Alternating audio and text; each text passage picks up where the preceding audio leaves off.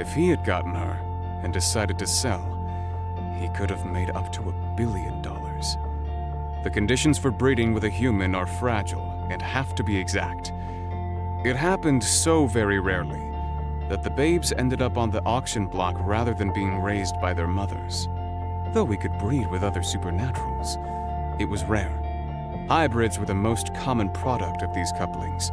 Anyone who wanted vampire children needed someone with human or vampire blood. So Dampiers of any level were sought after. Only those of Echo's level were in enough demand that they were worth paying for. I hadn't realized how long my mind had wandered until the buzzer for the gate rang. Drew and Echo were leaning against the counter, eating large bowls of spaghetti. It smelled amazing. Unlike most vampires, I loved the smell of garlicky foods. Putting up my hand, I headed toward the hall. They resumed their meal as I went to answer the buzzer.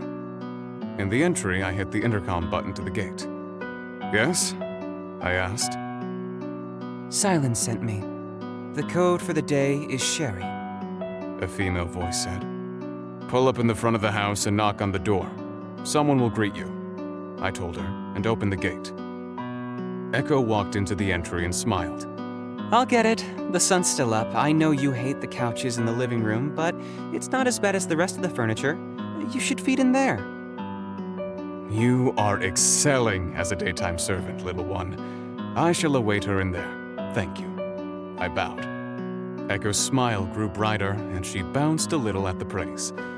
She'd rarely gotten praise in the time Gage was watching her. I wanted to make sure she knew she was appreciated. I went to the living room and stood near the fireplace. The room smelled cleaner. Echo must have been cleaning before she started making dinner. There was a knock at the door, and I heard her answer it. What's your name? She asked. Her mother had done the same thing.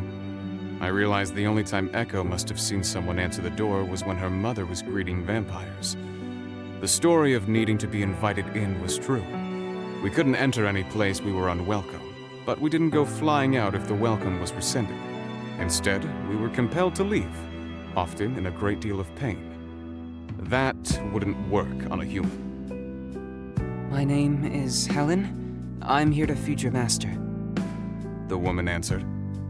I'm Echo. Welcome to our home. My master's in the living room. Please follow me and excuse the furnishings. They're temporary.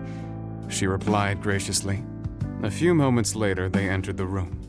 I could smell the woman's scent along with vanilla. Not the chemically created vanilla from perfume, but vanilla extract. She'd been doing this a while.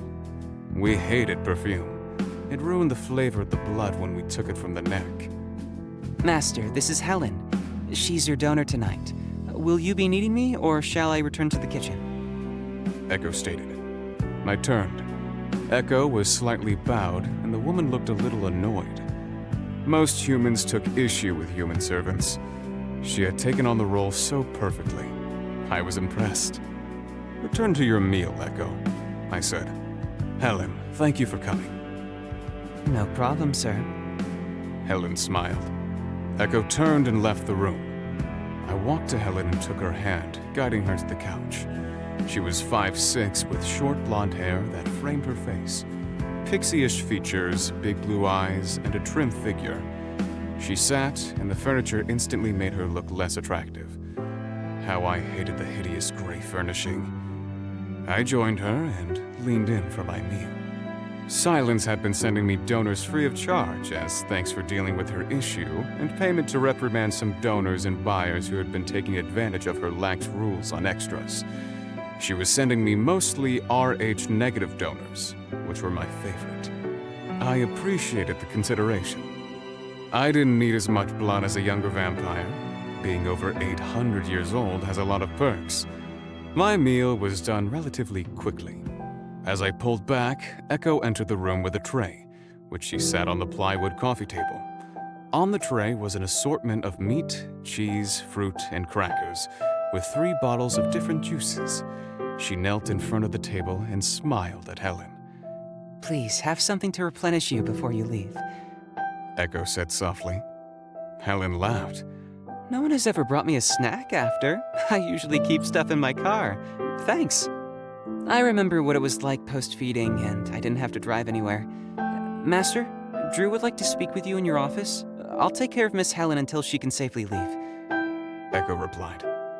I stood and bowed to Helen. Thank you for your donation. It was lovely.